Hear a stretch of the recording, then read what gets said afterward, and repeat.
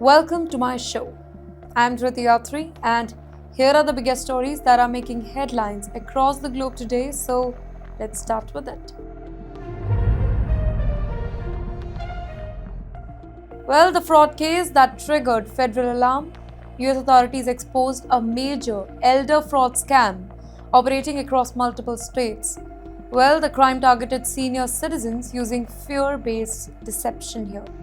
Millions were drained in just months. Well, the operation highlights how global scam networks now function. In the meantime, federal agencies say that this is part of a wider national threat. A courier inside a global crime network, investigators say that a young courier acted as the physical link in the scam. He is an Indian. His role was to collect cash and gold from victims. He followed strict instructions from overseas handlers. While the crime was repetitive and it was calculated, authorities stress couriers are critical to such operations.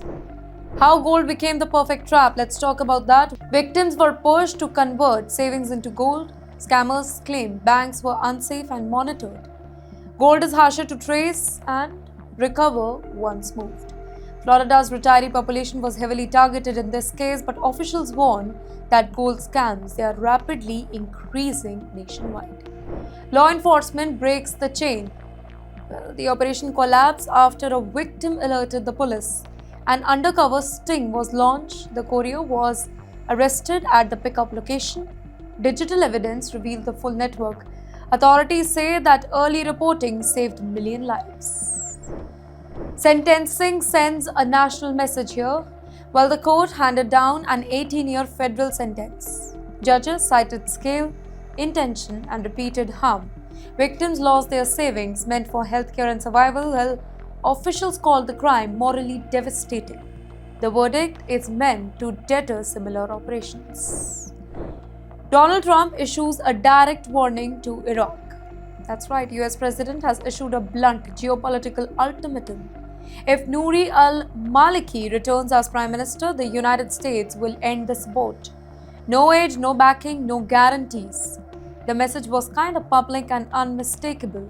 Baghdad is now under intense pressure. Why Maliki alarms Washington?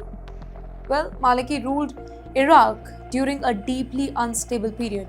Critics link his tenure to sectarian division. Washington sees him as an Iran-linked figure. His return could reshape global power balance. Now that possibility has triggered the US concern.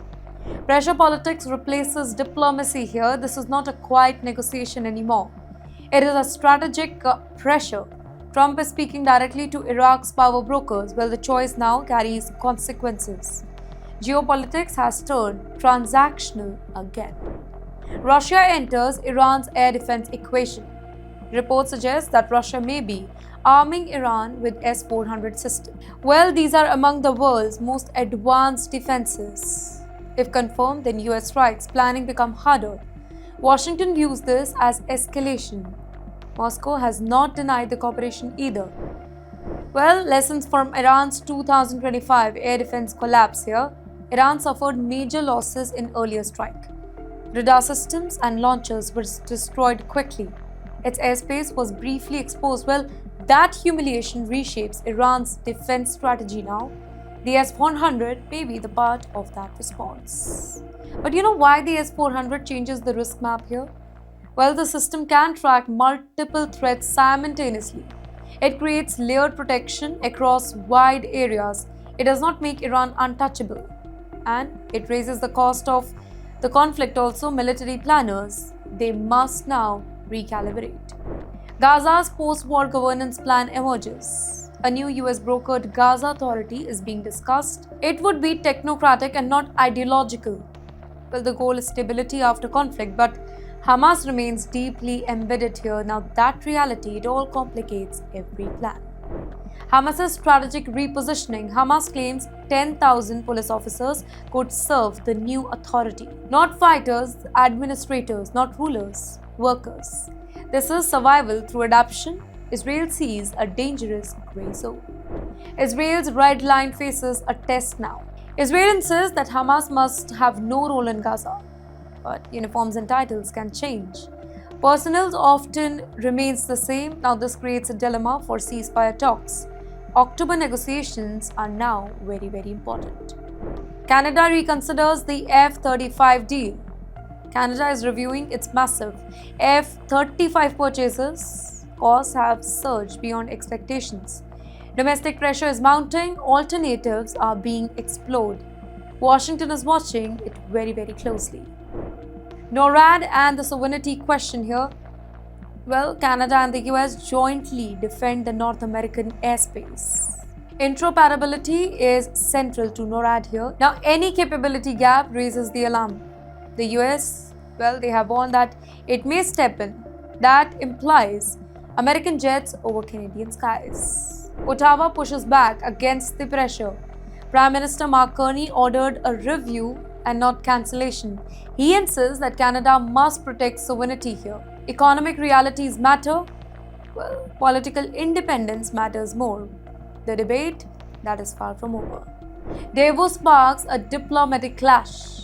At Davos, Mark Carney warned against unchecked superpowers. Though there were no names that were mentioned, but China and the US, they were implied. The speech unsettled the entire US. A tense phone call that followed. Ottawa rejects the US narrative here. Washington claims that Carney softened his stance. Ottawa flatly denied it. Carney said that he meant every single word. Canada will not walk back concern. Well, the alliance is being tested, and that too publicly. ICE confirmed for Italy's Olympics. Italy has confirmed that ICE assistance is going to be there at the Winter Olympics. The role is behind the scenes. No patrol, no arrest. Yet, the public outrage has erupted. The ICE label itself triggers the backlash. Olympic security meet political reality here. Supporters call it routine cooperation. Critics say that it violates Olympic values. Local leaders have objected openly now. Security has become politicized. Well, the games hasn't even begun. Iran warns Arab states directly. Tehran issued a stark warning to the region. Any help to the US strike will be punished. Airspace and bases are red line. This is deterrence and not rhetoric. Arab capitals are listening very carefully. Gulf states chooses to restrain this time. Saudi Arabia and the UAE refuse to host the attack. Once unquestioned, the US allies are drawing the red line. Dialogue has replaced confrontation. Stability is now priority one. The whole regional map is now shifting. A quiet Middle East realignment. Old rivals are reopening channels. Old alliances are being recalibrated. War fatigue is real. Survival politics now dominate. Well, the rules are changing quietly. Russians enter the US military base by mistake. That's right, two Russian civilians entered camp via GPS. They were detained immediately. In fact, security protocols were triggered. Though there is no spying evidence that has emerged till now, but timing that made it explosive. Diplomacy follows a wrong turn. The Russian embassy demanded explanation. The US cited security procedure. Trust between the nation is already very low. The world knows about it. Even accidents are now strategic events, though the investigation is still ongoing. Attack shocks the US town hall. Congresswoman Ilhan Omar, she was attacked during a public meeting. An unknown substance was sprayed on her. The attacker was arrested quickly while panic spread briefly.